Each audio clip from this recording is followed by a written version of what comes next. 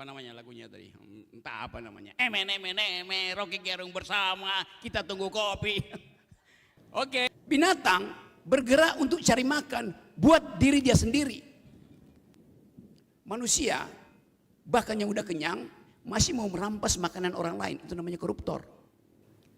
Jadi bebannya dibikin sama. Nah yang paling menderita adalah mereka yang penghasilnya kurang.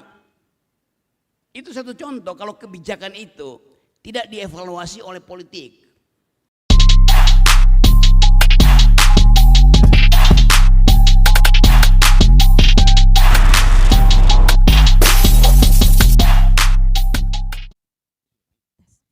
Baik, Amolongo, Nima Witimi, Saipa. Assalamualaikum warahmatullahi wabarakatuh. Shalom, salam sejahtera untuk kita semua. Baik adik-adikku sekalian, para mahasiswa dan pemuda yang merasa ingin menjadi pemuda-pemuda harapan masa depan, garda terdepan pemerintah Kabupaten Mimika. Ini merupakan hari yang sangat berbahagia buat kita semua karena ini seperti mimpi yang menjadi kenyataan. Kita bisa berjumpa langsung dengan sang filsuf, pengamat politik, dan juga seorang akademisi. Sebelum saya mempersilahkan, kayaknya saya tidak panggil Bung deh, saya panggilnya Kakak. Boleh ya kita panggil Kakak, karena ada di Papua jadi kita panggil Kakak, Kakak Rocky. Saya sebelum mempersilahkan Kakak Rocky untuk naik ke panggung, saya ingin membacakan sedikit. Ya ini juga hasil searching di Google ya. Karena saya yakin kita semua juga ingin lebih dekat, lebih intim lagi dengan beliau. Bung Rocky Gerung ini adalah seorang akademisi, seorang filsuf, dan juga seorang pengamat politik. Beliau terlahir sebagai seorang Manado, Sulawesi Utara, yang dilahirkan pada tanggal 20 Januari 1959. Masih muda sekali, masih sangat muda. Beliau ini adalah lulusan dari Fakultas Ilmu Pengetahuan Budaya, Universitas Indonesia, jurusan ilmu filsafat. Ini ilmu filsafat nih, orangnya biasanya berat-berat. Otaknya berat ini, entah berat ke kiri atau berat ke kanan ini. Kemudian beliau berkiprah sebagai akademisi di Universitas Indonesia di Fakultas Filsafat tersebut selama kurang lebih 15 tahun dan beliau menjadi memiliki kontribusi yang besar terhadap dunia filsafat di Indonesia dengan melahirkan beberapa buku dan juga beberapa jurnal kita bisa baca di situ. Saya pun sampai saat ini masih terengah-engah kalau membacanya ya, karena memang kalau kita bicara politik dan bicara filsafat terutama itu memang berat. Tapi kalau disampaikan oleh Bung Rocky kok kayaknya enteng gitu ya. Kayaknya ringan-ringan aja padahal tidak juga ya. Baik, untuk mempersingkat waktu kita sambut bersama Kakak Rocky Gerung.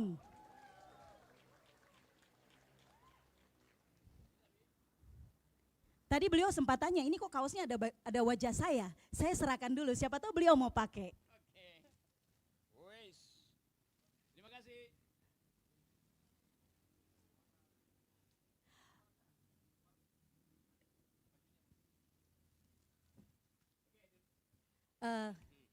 Silakan saya nyalakan.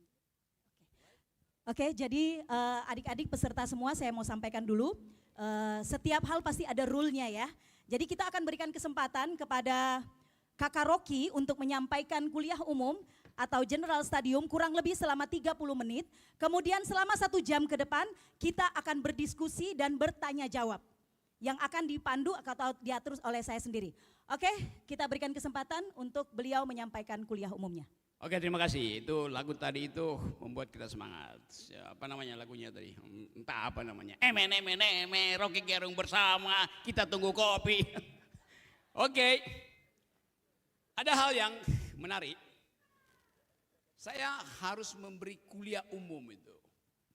Dan tradisi kuliah umum memang dimaksudkan untuk memperlebar perspektif dan memperdalam persoalan. Tentu teman-teman semua dapat kuliah Fakultas Hukum, Fakultas Ekonomi, Sejarah, macam-macam bahasa tuh. Sekarang saya mesti kasih kuliah yang harus menggabungkan seluruh soal itu. Karena politik itu adalah urusan semua hal tuh. Padahal saya kuliah pertama itu di Fakultas Teknik. Baru belakangan belajar politik, ekonomi, hubungan internasional, filsafat dan semuanya. Tapi hal yang paling mendasar adalah setiap kita mengambil keputusan, di belakang kita ada perintah politik yang tak terlihat. Itu hal yang paling mendasar. Setiap kita membuat perencanaan, di belakang kita bergerak semacam perintah politik yang tidak kita sadari. Jadi seringkali di dalam ketidaksadaran itu kita mengambil keputusan tanpa melakukan evaluasi. Namanya hegemoni. Jadi politik itu menghegemoni kita sehingga tanpa sadar kita terseret di dalam arus besar politik yang dibenci oleh generasi muda itu. Sebetulnya yang diolok-olok oleh milenial adalah politik yang tidak dievaluasi. Nah, kesalahan kita dari awal adalah kita tidak mengajukan politik sebagai pikiran, kita ajukan politik sebagai doktrin. Di situ masalah pertama. Doktrin itu tidak memerlukan evaluasi, dipaksakan, diselundupkan, disisipkan, disusupkan di dalam kehidupan kita. Ilmu politik adalah ilmu yang paling rumit karena dia mesti memahami ilmu-ilmu yang lain. Jadi dari awal sebetulnya politik itu artinya kemampuan untuk mendistribusikan keadilan. Itu definisi politik. Jadi setiap kita terlibat di dalam upaya untuk meminta keadilan terbesar buat setiap orang. Nah, seorang politisi yang bermutu dia mesti paham apa kebutuhan si E tidak yang berbeda dengan kebutuhan si C. Jadi rumit untuk menghasilkan kebijakan yang masuk akal dan berkeadilan. Dulu di abad-abad 15-16 politik itu disebut sebagai the highest of all sciences, yang tertinggi dari ilmu-ilmu. Karena tadi kemampuan untuk membaca pikiran manusia, kebutuhan manusia tidak ada rumusnya. Kalau ilmu fisika ada rumusnya. Kalau saya bikin bangunan semacam ini, saya cuma memerlukan pengertian dasar tentang apa yang disebut tegangan, apa istilahnya dulu saya belajar tuh, S factor, safety factor. Kapan ini bisa rubuh, beban berapa daya tampungnya, sambil kita baca ini metalnya jenis apa, supaya saya bisa hitung metal fatiknya, kelelahan metal itu bisa menopang angin sekencang apa. Gampang. Setiap orang yang paham tentang metal fatik, S faktor, mampu untuk menyusun kerangka ini. Rumusnya sama. Kalau saya mau supaya bangunan itu minimal tiangnya, saya mesti pakai konstruksi yang ada di depan saya ini, yang berbentuk kubah gitu. Karena saya tahu bahwa bentuk kubah itu sendiri sudah mampu untuk menahan berat beban di atas dia tuh. Kalau saya mau punya banyak tiang, maka saya mesti bikin atap yang rata. Atap yang rata itu bebannya mesti dibagi di antara tiang. Karena hanya tiang yang mampu menahan atap. Tetapi kalau atapnya lengkungan, lengkungannya sendiri udah berfungsi untuk menahan. Gampang tuh teorinya tuh. Tapi mendistribusikan keadilan itu butuh otak yang rumit. Karena kepentingan Mimika bisa beda dengan kepentingan Jayapura. Jayapura pasti beda dengan Jakarta, Jakarta pasti beda dengan Aceh.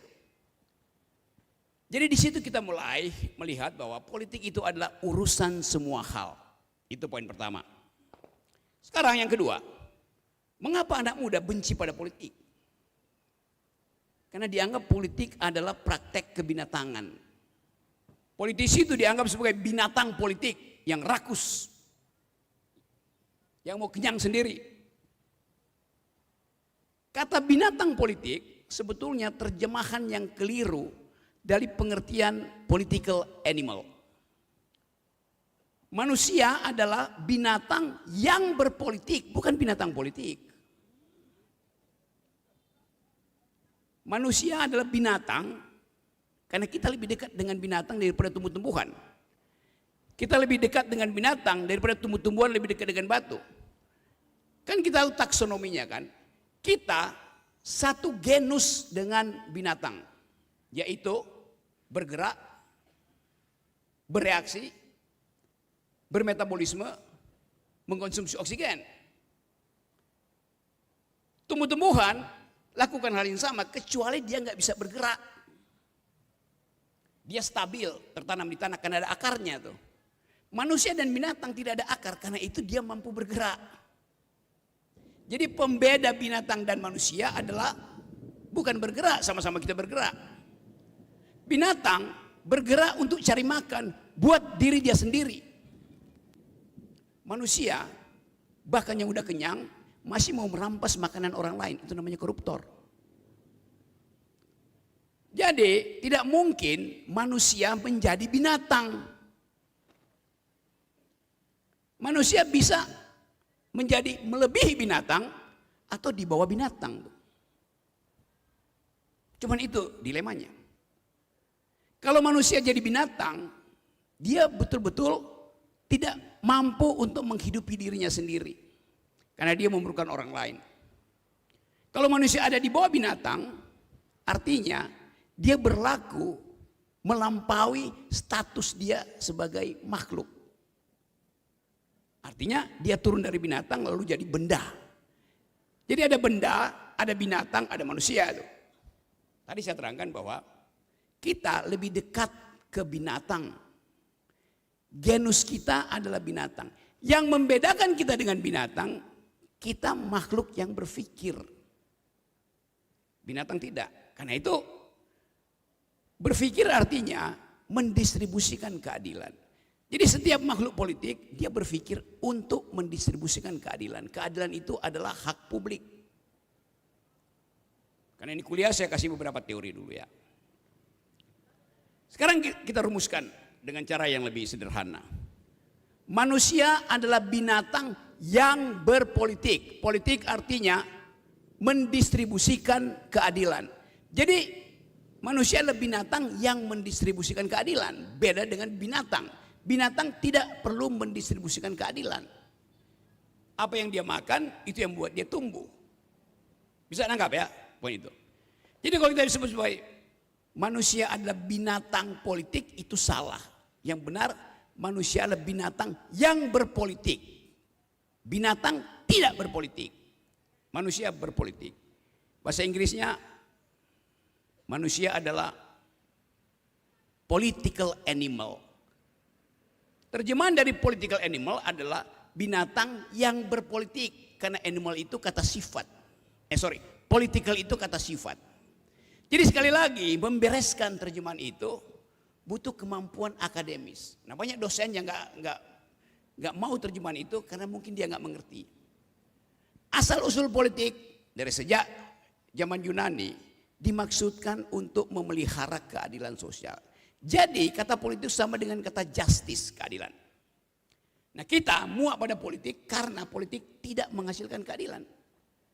Jadi saya bisa bayangkan kemarahan milenial terhadap politik terjadi karena esensi politik tidak dikenali. Yang dipraktekkan dalam politik hari-hari ini di banyak daerah adalah menginginkan tiadanya kesempatan untuk bertengkar. Politik dasarnya adalah pertengkaran. Bertengkar secara argumentatif. Itu dasarnya. Kita lanjutkan kuliah ini. Untuk menghasilkan keadilan harus ada yang bisa dibagi. Kemampuan untuk menghasilkan keadilan setara dengan kemampuan untuk mengumpulkan kekayaan. Tapi apa yang kalian ambil, apa yang diambil oleh seseorang dari alam harus bersifat cukup untuk dia sisakan untuk orang lain. Itu namanya etika politik. Yang Anda ambil dari bumi boleh, tapi Anda mesti tinggalkan sejumlah yang Anda ambil. Dari situ kita belajar tentang keseimbangan ekologi. Silakan ambil, silakan eksploitasi, tapi Anda harus tahu bahwa yang Anda ambil harus juga bisa diambil oleh orang lain. Binatang tidak begitu, binatang ambil aja. Jadi politik memerlukan, sorry. Asam lambung saya naik. Bentar ya sambil saya berpikir.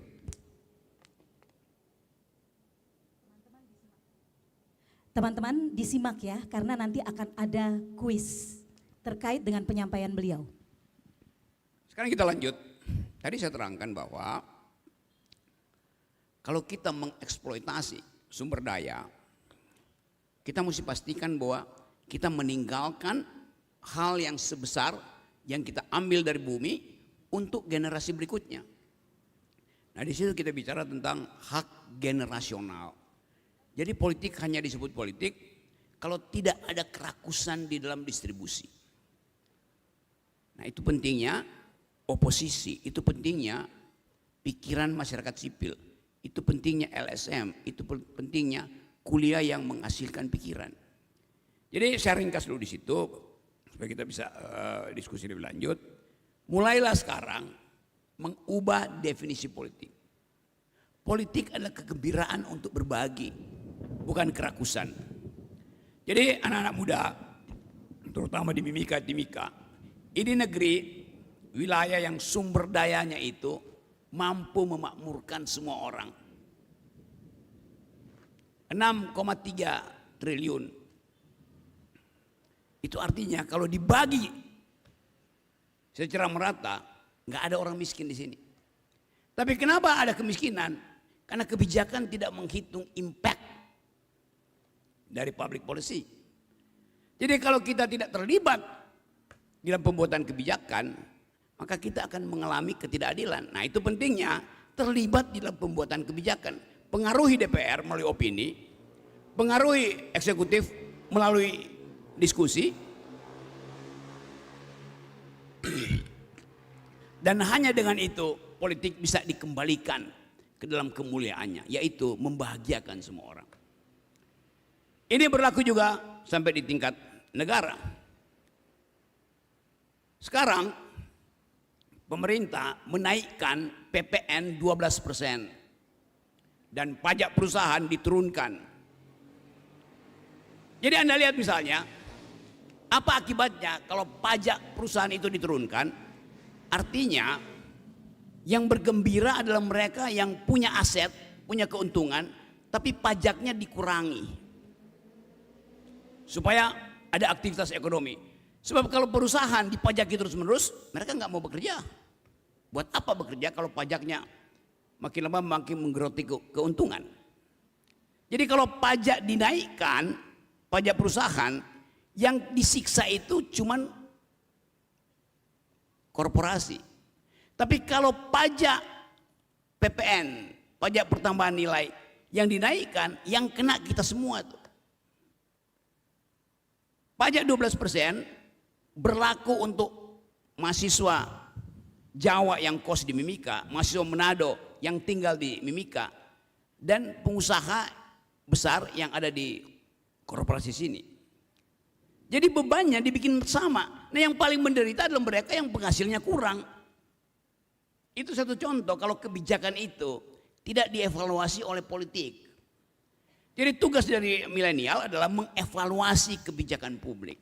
Memastikan bahwa ada sesuatu yang salah dalam ukuran-ukuran publik. Saya kasih contoh kecil-kecil. Kalau kalian lihat apa yang disebut angka kesenjangan. Angka kesenjangan di dalam ilmu ekonomi biasanya dirumuskan melalui apa yang disebut Gini rasio, indeks Gini. Diukur di situ berapa pengeluaranmu. Sekarang Gini rasio Indonesia itu 0,31. Itu mendekati ya tidak terlalu timpang antara orang kaya dan orang miskin. Tapi justru di situ disembunyikan persoalan politik. Coba kita ulas pelan-pelan. Seandainya ada petugas BPS datang di ruangan ini. Dia tanya pada saya, Pak Rocky, pengeluaran Pak Rocky sehari berapa rupiah? Saya bilang saya mengeluarkan setiap hari 10.000 rupiah. Buat apa Pak Rocky? Ya buat makan buah, makan pisang. Kenapa? Ya saya cuma makan buah dan pisang setiap hari. Kenapa? Di dalam buah dan pisang ada protein, ada karbohidrat, ada cairan, cukup buat saya. Oke, dia catat Rocky Gerung hanya mengeluarkan Rp10.000 per hari. Di bandara dia ketemu dengan seorang pengusaha dari Jawa, lagi eksploitasi nikel atau emas di Mimika. Bertanyalah si petugas BPS, Bapak atau kakak, berapa pengeluaran kakak setiap hari? 10.000. Oh, kakak cuma keluarin 10.000, tapi kakak punya private jet. Iya, karena saya diminta dokter hanya minum vitamin, saya banyak penyakit. Dia cuma mengeluarkan 10.000, sama dengan saya. Dia tiba di pasar Timika, bertemu dengan seorang mahasiswa. Petugasnya tanya, Dinda, berapa pengeluaranmu sehari? Kata si mahasiswa, 10.000 Pak. Dicatat 10.000. Kenapa? Karena saya pagi-pagi makan Rp5.000. Terus Rp5.000 lagi nanti saya jawab. Jadi keluar di dalam headline, di Timika tidak ada kesenjangan ekonomi dan politik. Karena setiap orang hanya mengeluarkan Rp10.000. Yang dihitung cuma pengeluaran. Anak yang tadi mahasiswa dan saya dua-duanya mengeluarkan 10.000. Saya beralasan mengeluarkan 10.000 untuk kesehatan. Pengusaha tadi mengeluarkan 10.000 karena perintah dokter, dia banyak penyakit. Mahasiswa tadi dia mengeluarkan 10.000 karena dia makan pagi 5.000 dan tidak akan makan siang dan makan malam. 5.000 itu dia pakai buat beli promah untuk nahan rasa sakit lambungnya tuh. Jadi seolah-olah terlihat bahwa tidak ada kesenjangan ekonomi karena kita bertiga hanya mengeluarkan 10.000. Maka ditulis gede-gede di Timika, Gini rasionya 0. Itu penipuan statistik yang harus dibaca oleh anak muda tuh. Nah, kalau dihitung pendapatannya, dan itu angka pendapatan di Indonesia itu tidak pasti. Karena banyak orang yang punya pendapatan tapi berbohong, tidak mau bayar pajak, maka disembunyikan pendapatannya. Jelas dompet saya jauh lebih tebal dari dompet mahasiswa yang hanya makan satu kali karena sisa uangnya dia beli obat lambung, promah. Dompet saya masih lebih tebal dari dia. Tapi dompet saya dan dia digabung dompet kita semua masih lebih tebal si pengusaha tambang tadi di Jakarta. Nah, itu yang menunjukkan kalau tidak ada politik kita akan ditipu oleh statistik. Jadi sebetulnya politik itu dimaksudkan untuk menguji apakah kebijakan nasional di segala bidang itu menghasilkan keadilan atau tidak. Nah, saya balik lagi pada tema utama kita. Politik artinya cara untuk mengetahui apakah keadilan tiba pada rakyat atau tidak. Nah, itu pentingnya kita berpartisipasi dalam politik. Ini adalah lagi pilkada, kita pilih siapa yang menurut Anda itu mampu untuk menerjemahkan politik sebagai keadilan. Atau siapa yang sekedar menjadi perpanjangan tangan dari mereka yang ingin merampok tanah Mimika. Sekali lagi saya ucapkan terima kasih karena kita diberi kesempatan untuk mengevaluasi politik sampai minggu depan misalnya. Lalu ada seseorang terpilih, kita evaluasi lagi dengan kritik, dengan tulisan yang tajam di media massa, dengan orasi di depan kantor gubernur. Karena itu semua adalah hak masyarakat untuk memperoleh keadilan. Terima kasih. Luar biasa ya teman-teman ya. Sekali lagi kita berikan aplaus yang meriah buat kakak Rocky Gerung. Oke teman-teman, saya ada mengutip beberapa hal atau poin yang penting dari apa yang tadi beliau sampaikan kurang lebih 30 menit.